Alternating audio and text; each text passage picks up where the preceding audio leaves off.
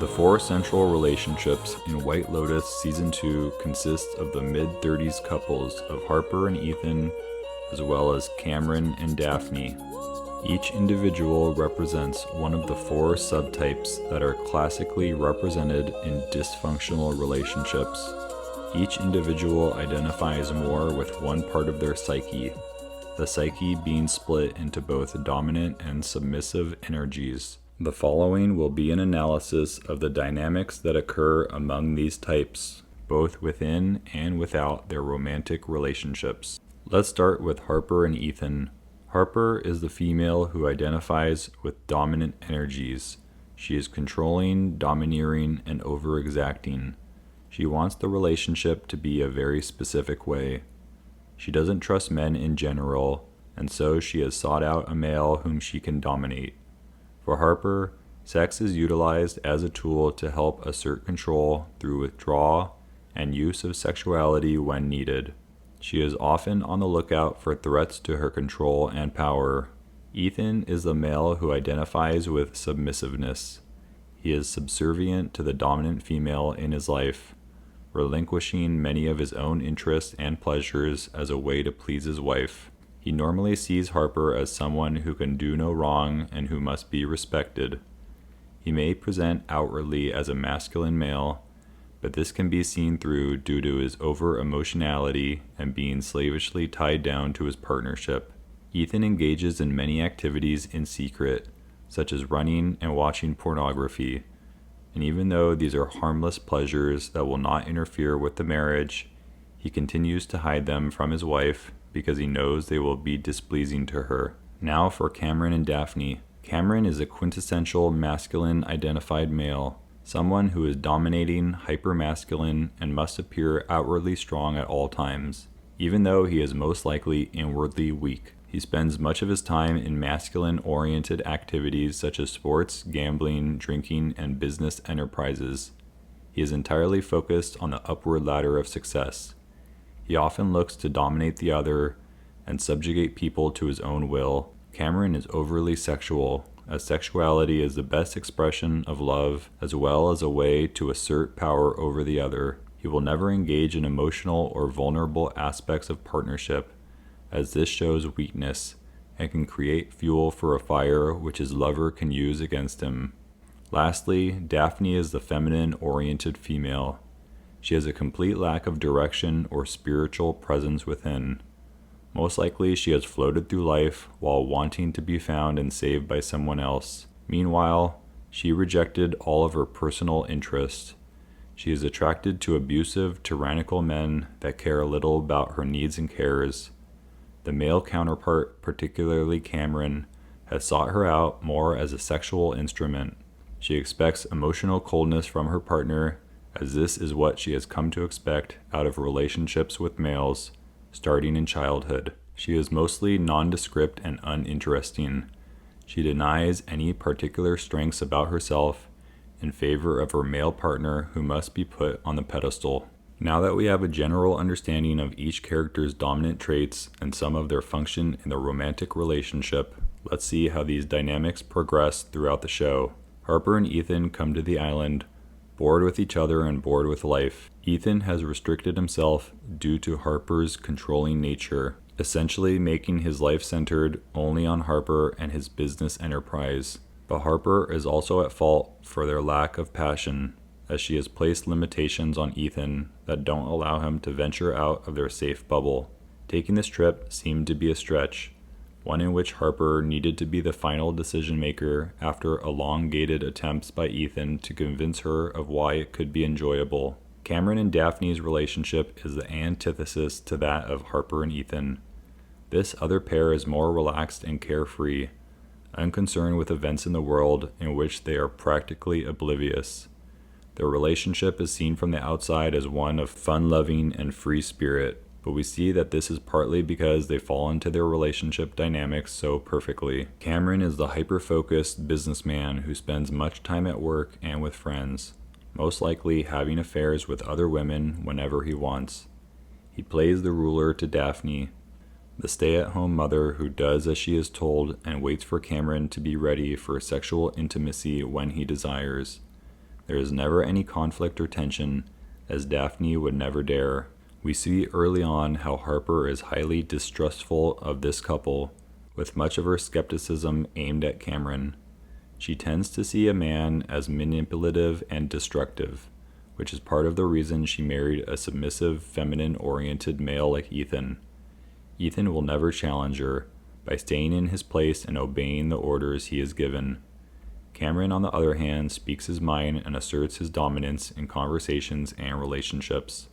He is actually very much like Harper in that sense, an unsurprising fact as they are both dominated by masculine energies. This all makes Harper uneasy and instantly opposed to the other couple. We come to find that Cameron is often looking for sexual opportunities outside of his marriage. When he goes to the room with Harper, he unabashedly undresses in front of her, seeing a potential conquest in that of the tightly wound Harper. We already know that Daphne has become someone who doesn't pose a challenge in the bedroom, with Cameron asserting his dominance with her on a regular basis. Daphne tends to give in to his every need and pleasure, always wanting to keep him happy. So out of this boredom and the need for conquest, he often seeks out challenges in the form of women who are more prone to withhold sex, like Harper. She may seem outwardly offended by this move, but inside she is enticed and intrigued. Although she thinks he is too forward, her sexual chemistry with Ethan has fizzled out, and so the prospect of an exciting affair is worth consideration. Several scenes expose us to Ethan's interior life, and we see how he is often subjugating himself in order to appease his wife. He has difficulty ordering what he wants for dinner due to her specific preferences. He goes on early morning runs so as not to disturb the daily routine, and he masturbates to porn so that he doesn't bother her with his erections. He is never putting his needs first, putting his wife on a pedestal, which leads to his own lack of life. More dynamics emerge as Daphne decides to stay overnight at the villa in order to enact revenge for Cameron's day with Ethan. The idea of Cameron's wife making her own decisions gets under his skin, so he will enact another revenge by partying all night and sleeping with prostitutes. Daphne has reminded him of a core belief that women cannot be trusted, so to not appear as weak, he must show himself to be a virile and potent specimen. Meanwhile, Ethan is reluctant, as he is always on the lookout for his wife's possible scorn. He resists anything more than a kiss, as he knows Harper will be looming over his conscience. When Harper returns, she relays the truth about Daphne and Cameron and says that they have a twisted relationship, but that Harper and Ethan are fine. This is a questionable statement, as the other pair may have an extreme power differential, but they seem to be an open and accepting of this fact. Whereas Harper and Ethan pretend that they are equal, when in fact she is the one who holds all the power. Harper then denigrates Daphne by saying all of her friends talk poorly about her, just as she is doing at the current time. Daphne suffers the plight of a woman who has overly identified with her feminine psyche. Daphne is not respected by women or men due to her lack of self-respect and values, as her needs are all secondary to the needs of the dominant male. The central tension of the season is finally revealed as Harper finds the condom wrapper and her mind starts to spin. She has an inkling of distrust with her partner, a feeling she long tried to protect against through coercion and tight rules. She wonders how this could have happened with her ultra-safe pick of a partner. Her deepest fears are coming true, and that her partner may have hurt and deceived her. She soon becomes paranoid and stonewalls Ethan the following day. She must reassert control but cannot yet do so. She becomes stuck in her own thoughts, worrying that her loyal lapdog has turned against her. The following day they have a confrontation about the condom wrapper, and she admits to their non-attraction to each other. But this is actually a result of her own doing. She has married a man to be her slave and attend to her wishes, but this has caused him to be boring and predictable, unable to respond spontaneously to any urges he might experience. The controlled relationship has made him flaccid and impotent, drained of all masculine energy and assertiveness. He doesn't find her attractive because she won't allow him to do so. Ethan becomes frustrated because he believes he is attracted to her, as he is prone to lying to Harper to keep things neutral. But in fact, he can't access deeper parts of himself that would actually facilitate the type of attraction that they are both desiring. Harper fundamentally demands safety and protection from hurt, a surefire way to resist passion and instincts.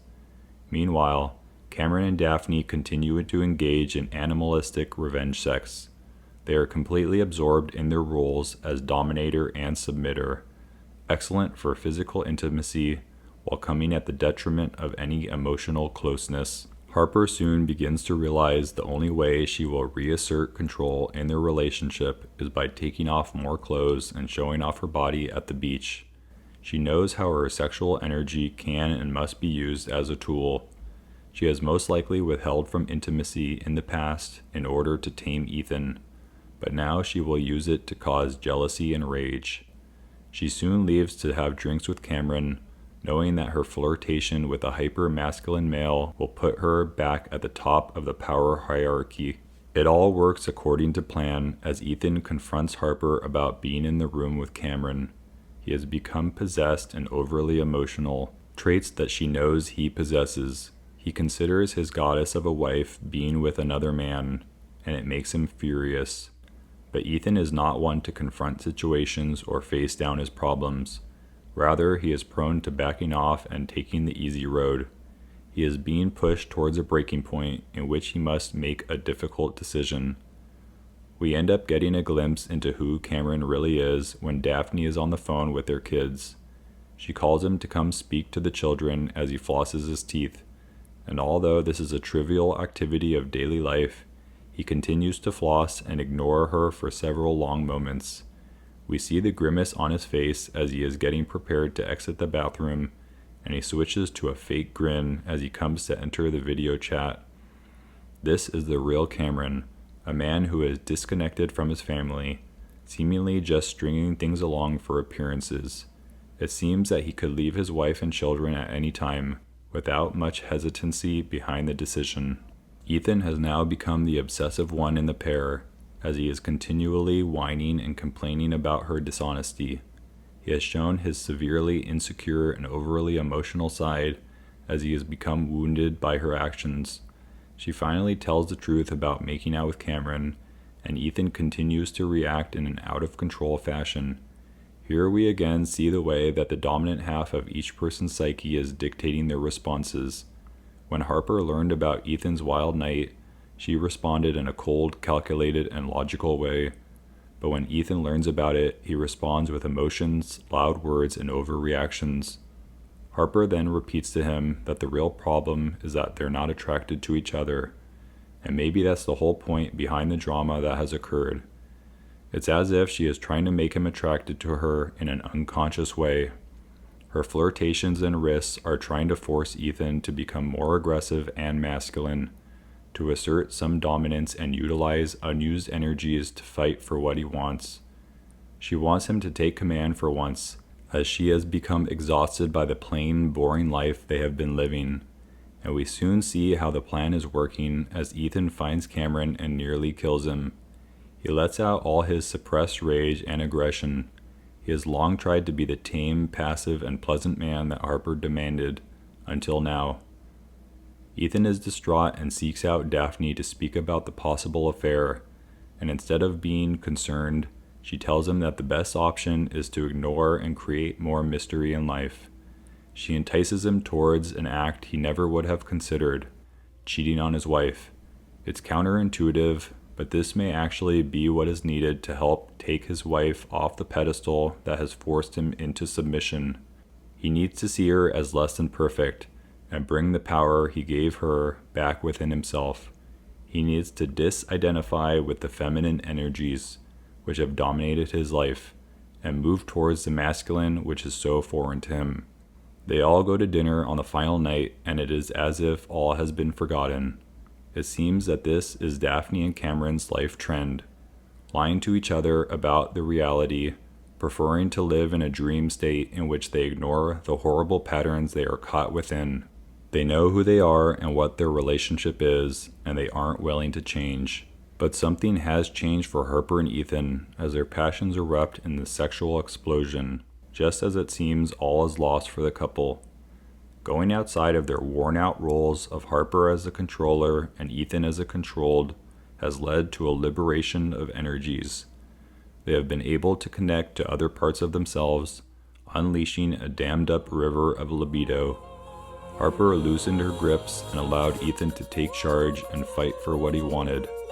They were both able to escape their patterned prisons of mind, resulting in a gushing forth of life-renewing substance. This has been the psychology of White Lotus Season 2. Please watch my other videos on other film and TV characters if you enjoyed this one. Thank you for watching.